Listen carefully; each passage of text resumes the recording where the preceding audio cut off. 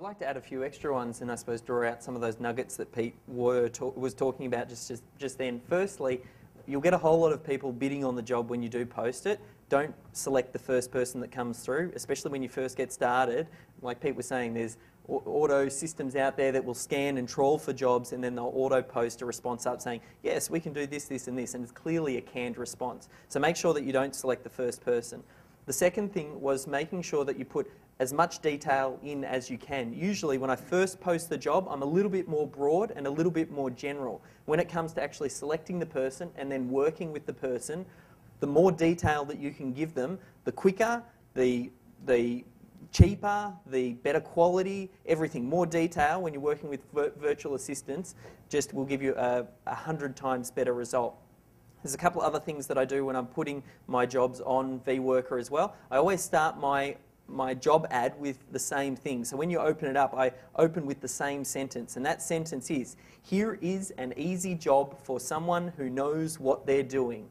So that might be a really good line to write down. Here is an easy job for someone who knows what they're doing. Just think about the context or what you're pre-framing the person who's reading that ad to think. If they go, oh, this is a very hard job, then it's like they're saying, well, they're not very good at it. So it's not an easy job for them because they're not the right person. They're not very, very good at it. And typically by putting that sentence in as well, you'll get more competitive rates. And it stops people saying when they post a bid, oh, that's a very hard job, I'm going to have to jack the price up. So it really is a really good pre-frame when you post any job.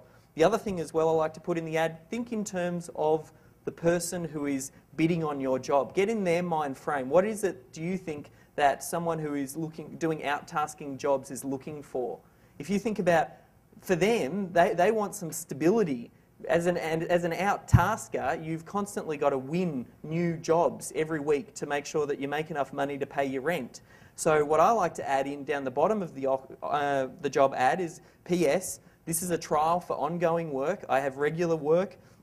If you perform, you'll come on as part of my virtual bench and I'll give you consistent work.